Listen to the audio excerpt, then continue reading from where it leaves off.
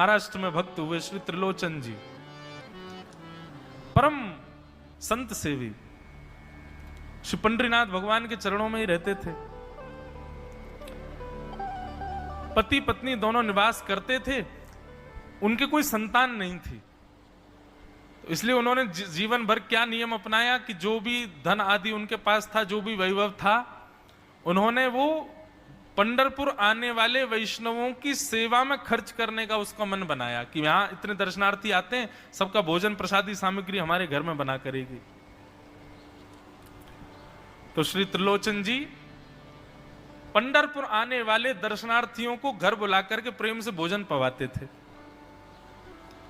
और जितने भी दर्शनार्थी दर्शन करके पंढरपुर से जाते थे वो अन्य संतों को कह देते, बोले कहां जा रहे हो? बोले पंढरपुर जा रहे हैं। बोले भैया पंढरपुर जा रहे हो तो त्रिलोचन जी के यहां जाना, उनके यहां भोजन प्रसादी बहुत बढ़िया संतों के अनुकूल बनाते हैं। बड़ी ख्याति हो गई महाराज जी, अब तो जितनी भीड़ पंढरपुर विठल मंदिर में उतनी भीड़ त्रिलोचन जी के घर के बाहर संतों की, दर्शनार्थियों की, सब प्रसाद पाने के लिए जाते। त्रिलोचन जी और उनकी पत्नी बड़े प्रसन्न कि इतने संतों की सेवा हम कर पा रहे हैं, ये हमारा सौभाग्य है। धीरे धीरे दोनों वृद्ध अवस्था को प्राप्त हो गए। दोनों वृद्ध हो गए तो अब इतनी सामग्री बना नहीं पाते, कोई सेवक नहीं था, स्वयं बनाते थे पति पत्नी मिलकर के। अब तो ऐसा हो जाता, कभी कभी दाल लग जाती, जल जाती, रोटियां सेकते तो रोटियां जल जाती। वृद्ध अवस्था, थक भी गए थे बहुत ज्यादा, तो प्रसाद पवाते तो थे, संत जन बेचारे प्रेम से स्वीकार तो करते, पर अब स्वाद नहीं होता था, तो बेचारे जैसा था उसको पाते, थोड़ा बहुत पा करके चले जाते। धीरे धीरे संतों का आगमन अब कम होने लगा। त्रिलोचन जी इस बात से बड़े परेशान हो गए, बोले भैया संत हमारे घर से आना बंद हो गए, हम क्या करें? तो श्री त्रिलोचन जी महाराज ने बाहर एक बड़ा सा कुछ होर्डिंग जैसा लगा दिया, उस पर लिख दिया कि अंदर कोई संत सेवा आदि के लिए एक सेवक की आवश्यकता है, अगर किसी के अंदर सेवा भाव हो तो वो आकर के भीतर संपर्क करे। सेवा, ब्रजवासी सेवा, गौ सेवा, इन सब सेवाओं के प्रकल्प में यदि आप सेवक की कामना करोगे तो कहीं ना कहीं किसी ना किसी रूप में ठाकुर जी आएंगे सेवा के लिए।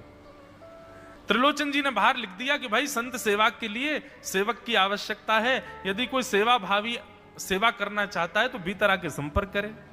अब यह बोर्ड पढ़ लिया हमारे श्री पंडरीनाथ भगवान ने, और श्री विठल भगवान एक छोटे से बालक का रूप धारण करके त्रिलोचन जी के यहाँ पहुंच गए। त्रिलोचन जी के यहाँ पहुंचे, त्रिलोचन जी बैठे थे।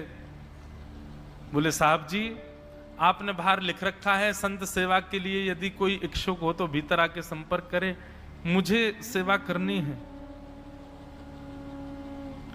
त्रिलोचन जी और उनकी पत्नी देखें, बोले कितना छोटा सा बालक है, कितना प्यारा है, ये तुम्हारे माता पिता नहीं है? बोले होंगे तो पता नहीं, मुझे तो पता नहीं, मैंने कभी देखा नहीं अपने माता पिता को, मैं अकेला ही हूं, ना मेरे कोई भाई है, ना कोई मेरे मित्र है, ना मेरे कोई बंधु है, ना मेरे माता पिता, मैं अकेला ही हूं। त्रिलोचन जी की पत्नी को तो इतनी दया सी आ गई, अरे राम राम, बेचारा अकेला बालक है। अच्छा चलो ठीक है, तुम यहां सेवा कर लेना, लेकिन कुछ नियम है उनको सुन लो। सबसे पहले तो अपना नाम बताओ, तुम्हारा नाम क्या है? विठल भगवान ही थे, वो तो छोटे से बालक के रूप में गए थे। बोले मेरा नाम है अंतर्यामी। त्रिलोचन जी बोले नाम सुनकर के तो ऐसा लगता है जैसे सच में अंतर्यामी है क्या? अच्छा बेटा अंतर्यामी सेवा करोगे? बोले ये सेवा करना तो मेरा जन्म जन्मांतर का काम है, मैं यही तो करता हूं, संतों की सेवा करना, वैष्णवों की सेवा करना, भक्तों की रक्षा करना, ये मेरा जन्म सिद्ध अधिकार है, मैं इसी के लिए ही आता हूं। त्रिलोचन जी और उनकी पत्नी एक दूसरे का मुख देख करके बोले नेक सा बालक है, लेकिन बोलता कैसे है? ठाकुर जी तो सत्य बोल रहे थे। बोले अच्छा, सुबह एक सब्जी बनानी पड़ेगी, दाल बनानी पड़ेगी, और हमारे यहां लगभग 100-150 संत आते हैं, उनके हिसाब की रोटी बनानी पड़ेगी, और सब बेटा तुमको करना पड़ेगा, हम थोड़ा बहुत सहायता कर देंगे, हमसे ज्यादा बनता नहीं है, तुमको ही सब सिद्ध करना पड़ेगा। अंतर्यामी भगवान बोले बिल्कुल निश्चिंत रहो, हम खीर भी बनाएंगे, हम रबड़ी भी बनाएंगे, हम रायता भी बना दिया करेंगे, हम 2-4 सब्जी और बना दिया करेंगे। त्रिलोचन जी बोले नेक्स्ट सा बालक, सब जानते हो तुम? बोले हाँ हमको सब आता है, दुनिया का कोई काम नहीं जो हमको नहीं आता हो। और सुनिए, झाड़ू पोंछा बर्तन भी कर देंगे हम। त्रिलोचन जी तो बड़े खुश हो गए, बहुत बढ़िया सेवक मिला यार, ये तो सब काम करता है। लेकिन भगवान बोले लेकिन अब हमारी शर्त सुनो। त्रिलोचन जी बोले तुम्हारी भी शर्त है? बोले हाँ। क्या शर्त है भैया? बोले हमारी पहली शर्त यह है कि हम दुनिया को बना के खिलाएंगे, लेकिन हमको आपको बना के खिलाना पड़ेगा। हम अपने हाथ का बना नहीं पाते, हम आपके हाथ का बना। और ये वास्तविकता है, ठाकुर जी पूरी दुनिया को पवाते हैं, लेकिन स्वयं भक्त के हाथ से बना ही पाते हैं। ठाकुर जी बोले हम सारे संतों को बना के पवाएंगे, लेकिन हम अपने हाथ का बना नहीं पाते, आपको हमारे लिए बनाना पड़ेगा। त्रिलोचन जी की पत्नी बोली छोटा सा बालक, इसका आधे हाथ का तो इसका पेट है, एक रोटी में झिक जाएगा ये, इसके लिए मैं बना दिया करूंगी। ठीक है लला, तू बिल्कुल चिंता मत करो, तुम्हारे लिए भोजन हम बना दिया करेंगे। हमारी एक शर्त और सुन लीजिए। बोले क्या? हम कितना भी खाएं हमको टोकना नहीं कभी कि इतना क्यों खा रहे हो। त्रिलोचन जी बोले भैया हम क्यों टोकेंगे, तुम बढ़िया 2-3 रोटी खा लिया करना। बोले 2-3 रोटी तो हमारी दाढ़ में छुप जाती है कहीं पर, हम तो प्रेम से पाते हैं। बस आप लोग ये नियम याद रखना, आप कभी ये मत कहना कि इतना क्यों खा रहे हो। और सुनिए एक बात, अगर हमारे सामने कही तो अपराध बनेगा ही, आपका नियम टूटेगा ही। किसी और से जाकर के यदि आपने कह दिया कि बहुत खाता है, क्या बताएं, तो हम उसी दिन अंतर ध्यान हो जाएंगे, उसी दिन आपका घर छोड़ के चले जाएंगे। फिर दूरते रहना सेवक। त्रिलोचन जी बोले हम क्यों कहेंगे भैया, हम तो कभी नहीं कहेंगे, हम दोनों तुमको वचन देते हैं, तुम प्रेम से रहो, सबका सेवा करो, हम कभी नहीं कहेंगे कि इतना खाता है। भगवान बोले तो ठीक है, फिर कल से सेवा शुरू। अगले दिन महाराज त्रिलोचन जी और पत्नी उठे सवेरे ब्रह्म मुहूर्त में, देखा तो महाराज भीतर ही ठाकुर जी बढ़िया अपनी कमर कस करके, सिर पर ढांटा बांध करके, मुंह पर कपड़ा लगा करके और कढ़ाई में लिए चला रहे हैं, बना रहे हैं दाल। एक हाथ से दाल बना रहे हैं, फिर दौड़ के जाते हैं दूसरी कढ़ाई पे, वहां पर खीर बना रहे हैं, फिर कहीं जाते हैं वहां पूड़ी उछाल उछाल करके धर रहे हैं। त्रिलोचन जी और उनकी पत्नी देख रहे खड़े खड़े, अकेले ठाकुर जी सब बना रहे हैं, नेक्स्ट सा बालक। 8 बजे से संतों की जमात आनी प्रारंभ हो गई, सुबह के समय हो गया। महाराज अकेले ही पत्तल लेकर के दौड़ते हैं, सारे संतों को पत्तल बांट आते हैं, फिर अकेले ही सामग्री लेकर के जाते हैं और लेकर के सबको बांटते हैं। त्रिलोचन जी कोई सामग्री लेके जाएं तो ठाकुर जी बीच में ही आ जाते हैं, बाबूजी आप जाके बैठो, मैं बांट रहा हूं ना, आप उठ के मत आओ, आप उठ के आओगे सब फैल जाएगा, मैं कर रहा हूं ना सब। अकेले ठाकुर जी, अकेले अंतर्यामी भगवान सब कर रहे थे। और त्रिलोचन जी और उनकी पत्नी बड़े प्रसन्न, जय हो विठोबा, तेने तो भैया ऐसा लगे साक्षात तुम ही आ गए हो, कितनी कृपा हो रही है, देखो कैसा सेवक मिला है हमें। भले ही संतान नहीं दी ठाकुर जी ने, लेकिन ऐसा सेवक दिया है जिससे परिपूर्ण आनंद हो गया है। संतों की भोजन प्रसादी हुई, महाराज खूब प्रेम से सब संतों को पवाया। संत भी सब वाहवाही करके गए, बोले वाह त्रिलोचन जी आपके यहां खूब बार पाया, लेकिन आज जैसा प्रसादी हमने कभी नहीं पाई। त्रिलोचन जी बड़े प्रसन्न। सब संत चले गए, भगवान तुरंत पहुंचा लिया है, पूरे फर्श को मार्जन कर दिया, सब बिल्कुल सारी दरी वरी समेट करके रख दी, सब पत्तल आदि सबको व्यवस्थित कराए, सारे बर्तन मांज करके धर दिए, सब बिल्कुल व्यवस्थित करके और आकर के ठाकुर जी सामने बैठ गए। मैया अब सेवा हमारी तो पूर्ण हो गई, अब हमारी पेट पूजा करो, अब आप लगो रसोई में, हमारे लिए बनाओ। वो तो इतने भाव में आ गए, अरे मेरे लाला मैं अभी बना के लाती हूं। सुंदर सुंदर सब्जी बनाई, सुंदर रोटी बनाई, सुंदर खीर बनाई, थोड़ी थोड़ी एक एक दोना, 2-2 दोना मान लो सब्जी बनाई, 2-2 दोना खीर बना दी, 10-5 पूड़ी बना दी। ठाकुर जी की बढ़िया थाली लगाई, थाली लगा करके सामने धर दी। अंतर्यामी भगवान बैठ गए, प्रेम से पाने लगे, पाते जाए महाराज, वो तो खाते जाए, खीर उठा करके पी जाए, सब्जी उठा के पी जाए, और लाओ मैया भूख लगी है जल्दी लाओ। 10 की 10 पूड़ी एक बार में चट और लेकर के आई, बेचारी देती गई, 10 की पूड़ी और धरवा ली, फिर उनको भी पा गए। अब मैया ने इतनी सामग्री बनाई थी, बोले मैया भूख लगी है, जल्दी जाओ आटा मारो, फिर से सेको, बढ़िया लेके आओ सामग्री, आपसे हमने कही थी कि आपको हमको पवाना पड़ेगा। नहीं नहीं नहीं बेटा, तू बिल्कुल बैठो रहे। अरे भैया मुझे तो लगी नेक्स्ट सो पेटया, कोई तो कुआ है पूरा, कितना डाल दो भरे कोई ना। महाराज आटा मारते मारते शाम हो गई, महाराज आटा मारते मारते शाम हो गई। शाम तक ठाकुर जी पाते ही रहे और खूब पेट भर के पाया। महाराज एक आसन पर अखंड 4 घंटा बैठ करके भोजन किया और भोजन करने के बाद ठाकुर जी बोले ठीक है सेठ जी, अब आओ, लाओ तेल ले आओ, आपकी नक मालिश कर दूं, आपकी नक सेवा कर दूं, आप थक गए होंगे। त्रिलोचन में नहीं नहीं इसकी नहीं नहीं क्यों नहीं है, तेल लेकर के उनकी मालिश भी कर दें।